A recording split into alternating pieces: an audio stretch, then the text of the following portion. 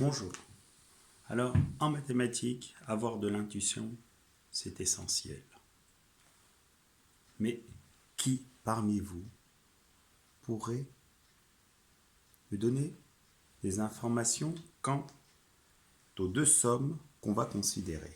Alors, je vais considérer une première somme que je vais appeler AN, qui va précisément être égale à 1 plus, donc 1 en l'occurrence 1 sur 1, plus 1 sur 2, plus 1 tiers, plus 1 quart, et ceci jusqu'à plus 1 sur n, où de toute évidence, n est un entier strictement positif, donc appartenant à n étoiles.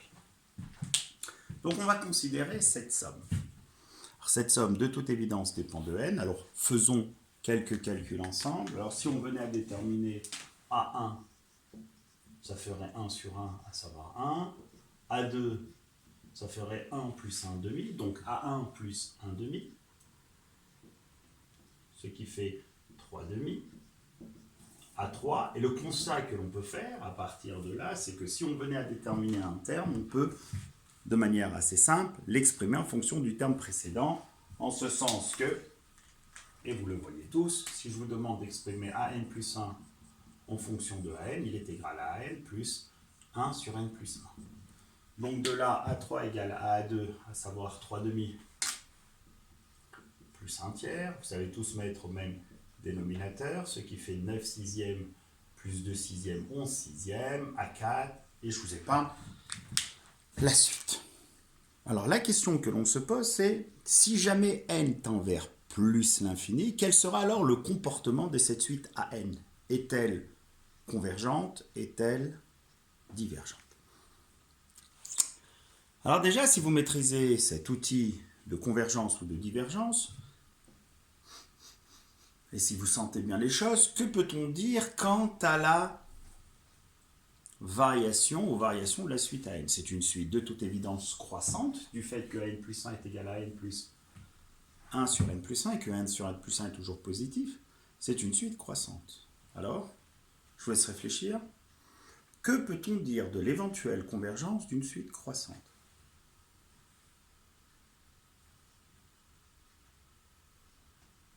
Réponse, toute suite croissante peut soit être convergente, soit diverger vers plus l'infini. Alors d'après vous, que va faire cette suite AN? Est-elle convergente ou divergente? Vous aurez la réponse par la suite. Maintenant, on va considérer une deuxième suite, à savoir la suite BN. Attention, la suite BN, on va l'exprimer de toute évidence toujours pour tout n appartenant à une étoile par 1 sur 1 au carré, plus 1 sur 2 au carré, plus 1 sur 3 au carré, plus 1 sur 4 au carré, jusqu'à 1 sur n au carré. Le constat que l'on peut faire, c'est comme tout à l'heure, qu'un terme peut être exprimé de manière assez simple par rapport à son précédent, à savoir ici que Bn plus 1 va être égal à Bn plus 1 sur n plus 1, le tout au carré. Donc de là, on peut déterminer B1, qui va être égal à 1 sur 1, donc 1. B2, qui va être égal à 1 plus 1 quart, qui, par mise au même dénominateur, donne 5 quarts. B3, qui va être égal à B2 plus 1 neuvième, donc 5 quarts plus 1 neuvième, dénominateur commun 36, donc ça fait 45 plus 4, 49 sur 36, et je vous épargne les calculs. Même question que tout à l'heure, d'après vous, de manière intuitive, que peut-on dire avec certitude quant à la convergence ou la divergence de la suite Bn? Alors juste pour information, la suite Bn, tout comme la suite An étant croissante, elle a deux possibilités, soit de converger, soit de diverger vers plus l'infini. Alors, votre intuition va-t-elle s'avérer être justifiée? Vous allez être assez surpris du résultat. Alors, quel est le constat que l'on peut faire d'un point de vue comparatif entre AN et BN? Alors, tout le monde est censé savoir que comme pour tout n supérieur ou égal à 1, n est inférieur à n au carré, inférieur ou égal, alors 1 sur n, par stricte décroissante de la fonction inverse sur 1 plus l'infini, va être supérieur ou égal à 1 sur n carré. Et de là, en additionnant chacun des termes, on va pouvoir dire que la somme à n est supérieure ou égale à la somme bn. Donc, en récapitulatif, que peut-on avoir comme cas de figure? Premier cas de figure, soit bn est convergente et n est aussi convergente et va de ce fait converger vers un nombre qui va être supérieur ou égal à la limite de bn. Deuxième cas de figure, bn diverge vers plus l'infini. Et dans ce cas, an n'a pas d'autre choix possible. C'est un théorème de comparaison. Comme an est supérieur à bn et que bn tend vers plus l'infini, an forcément va tendre vers plus l'infini. Troisième cas de figure, bn converge et an va quant à lui diverger vers plus l'infini. Donc je vous laisse réfléchir. On avance progressivement. Donc d'après vous, parmi les trois cas proposés, lequel va être le bon? Est-ce que bn et an sont toutes deux convergentes? Observez les résultats par rapport au premier terme calculé. Est-ce que an et bn sont toutes deux divergentes vers plus l'infini? Ou alors, est-ce que ce qui paraît le plus improbable, bn converge vers un nombre et an va diverger vers plus l'infini? Comment faire pour répondre à cette question? La réponse est la suivante. Alors tout au long de votre scolarité, vous êtes posé, je l'espère, les questions qu'il faut toujours se poser. Pourquoi a-t-on étudié ça? À quoi sert-il de maîtriser la dérivée? À quoi cela sert-il d'étudier la convergence d'une suite? La croissance d'une fonction? Le produit scalaire, quelle est son utilité? Donc posez-vous ces questions. Et n'acceptez pas les réponses que l'on vous donne, essayez de les comprendre. Alors ça, c'est un excellent exercice d'application à l'intégration. Vous allez me dire, l'intégration, mais où voyez-vous une intégration? Où voyez-vous la possibilité de retranscrire ce problème, qui est un problème sur les suites, à l'aide d'intégrales? Alors juste pour information, mais ce n'est pas forcément utile ici, cette somme, on peut l'écrire sous la forme sigma de k égale à 1 jusqu'à n de 1 sur k.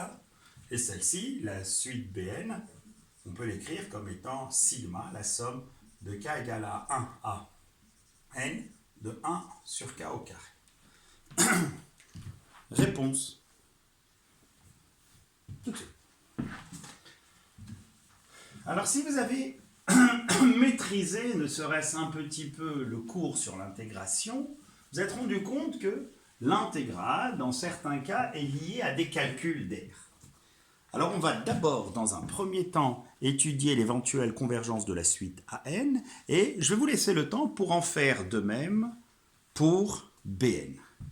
Alors, AN. Donc on reprend AN, c'est égal à sigma de k égale à 1 jusqu'à n des 1 sur k. Bon, on va essayer de visualiser à quoi cela peut correspondre d'un point de vue graphique et précisément comme étant des aires. Alors ici, je vais prendre 0, ici, je vais prendre 1, ici, je vais prendre 2, ici, je vais prendre 3, 4, etc., etc., etc. Et à un moment, je vais tomber sur n, le terme précédent étant n-1. Alors, si jamais ici, je venais à... Donc, je ne considère pas mon repère comme étant orthonormé, parce que la figure serait alors un peu trop petite. On visualiserait moins les choses ici. Je prends ici un repère seulement orthogonal. Et je vais représenter la courbe représentative de la fonction inverse. Donc, celle qui a x associe 1 sur x. Donc, ici, j'ai un demi. Ici, j'ai un tiers. Ici, je vais avoir un quart. Et ici, je vais avoir 1 sur n, etc., etc., etc. Donc ici, je trace la courbe représentative de la fonction inverse.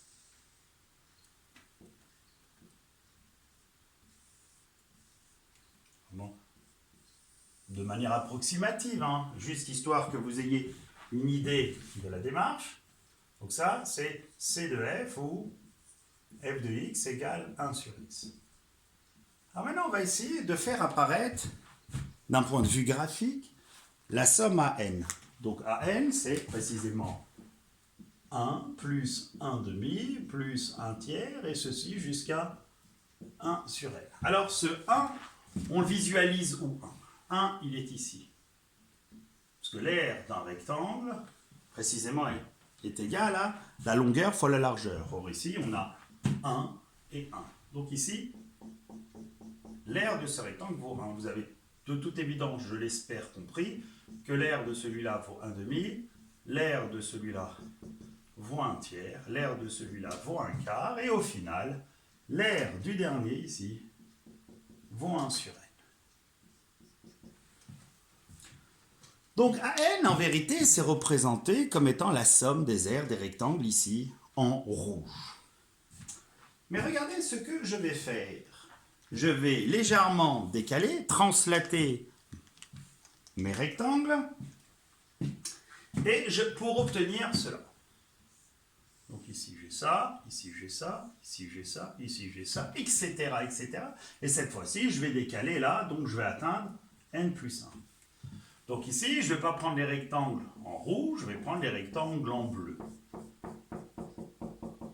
Et quel est le constat que l'on peut faire en prenant les rectangles en bleu ici?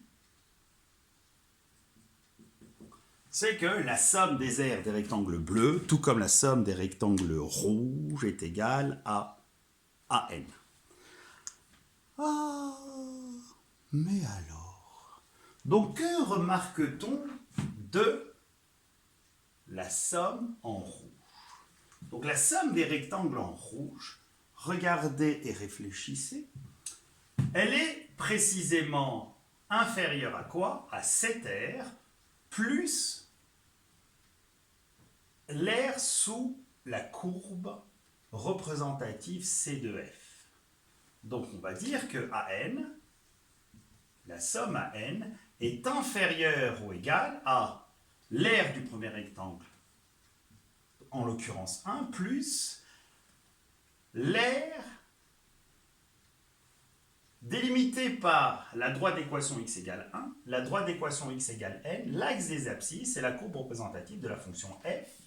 Et comme f est une fonction positive continue, cette aire, on la détermine comme étant l'intégrale de 1 à n de f de x dx, à savoir 1 sur x dx.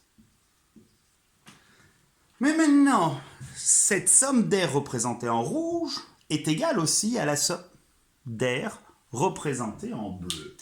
Or, quel est le constat que vous pouvez faire?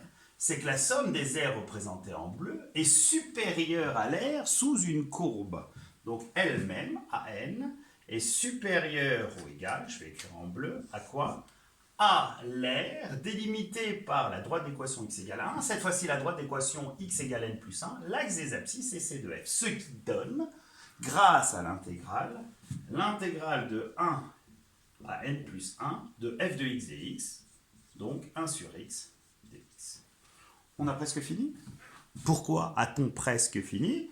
Parce que on sait, de toute évidence, déterminer une primitive sur R étoile plus, ici sur 1 n ou 1 n plus 1, de la fonction qui a x associé à 1 sur x, et cette primitive serait la fonction qui a x associée à ln de x. Donc là, on a entre crochets ln de x de 1 à n plus 1, qui va être inférieur ou égal à an, lui-même inférieur ou égal à 1 plus entre crochets ln de x de 1 à n. Et on obtient le résultat, vous allez voir, est assez surprenant, c'est que an est supérieur ou égal à ln de n plus 1, moins ln de 1, à savoir 0, et inférieur ou égal à 1 plus ln de n, moins ln de 1 qui donne 0. Alors vous allez me dire, d'accord, et alors? Gardez en tête que l'objectif de cette vidéo était de déterminer précisément et avec certitude d'étudier la convergence ou la divergence de la suite à n. Quel est le constat que l'on peut faire? C'est que quand n tend vers plus l'infini, ln de n plus 1 tend vers plus l'infini. Donc cette limite ici ne sert à rien parce que an est supérieur à quelque chose qui, elle, tend vers plus l'infini. Donc que va-t-on écrire ici comme limite quand n tend vers plus l'infini de ln de n plus 1 égale à plus l'infini? Alors, par comparaison, la limite quand n tend vers plus l'infini de an est égale à plus l'infini. Ah, mais qui parmi vous intuitivement avait découvert ce résultat? Donc au final, la conclusion, c'est que 1 plus 1 demi, plus 1 tiers, plus 1 quart, etc., plus 1 sur n, et ceci en faisant n tendre n vers plus l'infini, a pour limite plus l'infini. Honnêtement, moi, à votre âge, je ne pensais pas du tout à ce résultat. Alors maintenant, deuxième surprise, et encore plus surprenante que celle concernant an. Donc si vous avez compris la démarche, la suite Bn qui est inférieure à la suite An aura de ce fait deux possibilités. Soit elle diverge elle aussi vers plus l'infini, soit elle va converger vers un nombre. Alors, à vous. Alors maintenant, vous pouvez faire pause sur la vidéo et exactement faire la même démarche où cette fois-ci, vous n'avez pas ici la courbe de la fonction f, vous avez la courbe de la fonction g, vous avez tous de toute évidence compris qu'ici, g de x, c'est plus 1 sur x, mais c'est 1 sur x au carré. Donc ici, excusez-moi, mais je ne veux pas tout reprendre. Donc ici, en termes de courbe, elle est mal tracée, mais peu importe, c'est juste pour que vous ayez une idée. Donc ici, on n'a pas un demi, mais on a un quart. Vous voyez que ce n'est pas du tout représenté correctement. Ici, un neuvième, ici un 16e, et ici 1 sur n au carré. D'accord? Tout ça pour vous dire qu'en calquant la démarche sur la suite AN, on a le résultat que AN est supérieur cette fois-ci à 1 sur x au carré dx et inférieur ou égal à 1 plus l'intégrale de 1 sur x au carré. Alors vous allez me dire, ouais, d'accord, et ensuite, ensuite, il n'y a rien de compliqué.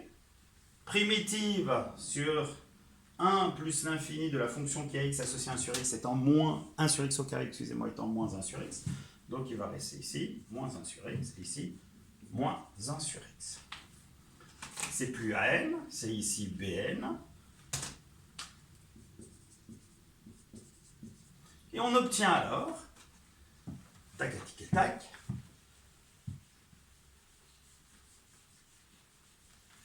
j'ai plus besoin de la courbe, j'ai compris le principe, j'ai ici, excusez-moi, Bn.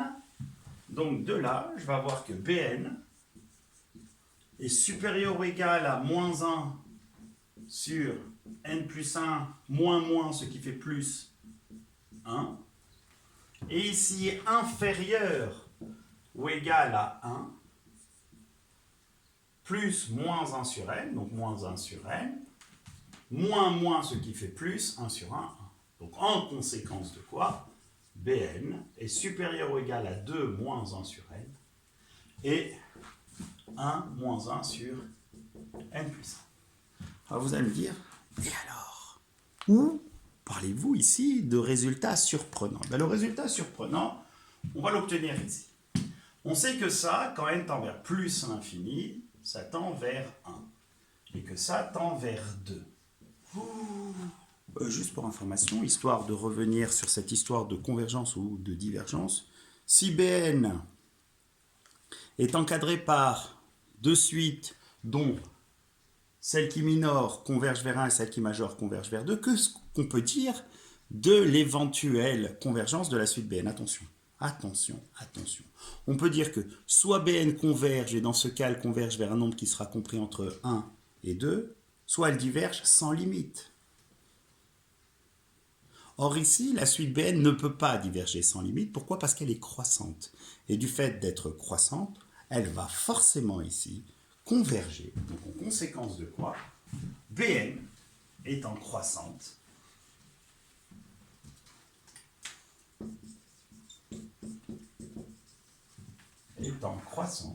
forcément converge donc vers un réel, L, qui va avoir la particularité appartenant à quoi? À 1, 2. Alors, je ne sais pas si vous avez compris ce que je viens de vous exprimer, mais on va en conclure un résultat qui, pour moi, quand j'étais à votre place, était le résultat le plus surprenant des mathématiques que j'avais découvert en terminale. Même si on ne m'avait pas donné la preuve, même là, je trouve que c'est inimaginable, impressionnant. Comment est-ce possible qu'il y a n et bn qui, à premier abord, semblent être égaux? Comment est-ce possible que an diverge vers plus l'infini et que bn converge? Mais attention, pas vers n'importe quel réel, que bn converge vers un nombre qui soit inférieur ou égal à 2. C'est-à-dire que 1 plus 1 sur 2 plus 1 sur 3 plus 1 sur 4 plus va tendre vers plus l'infini, alors que 1 plus 1 sur 2 au carré plus 1 sur 3 au carré plus 1 sur 4 au carré plus 1 sur n au carré va converger vers un nombre qui va être inférieur ou égal à 2. Alors maintenant, bien sûr, la question que vous allez me poser, c'est magique. Mais est-ce qu'il est possible de déterminer cette limite? Alors ça, vous verrez plus tard, en post-bac, que c'est possible et que ce résultat en question dépend, et c'est encore plus surprenant, du nombre pi. Vidéo à visionner et vous aurez une première réponse à quoi sert l'intégration. Vous avez une autre vidéo sur l'intégration par partie. Bon travail. Je sais, hein, j'ai toujours eu des élèves qui me disent c'est pas possible, je vous crois pas.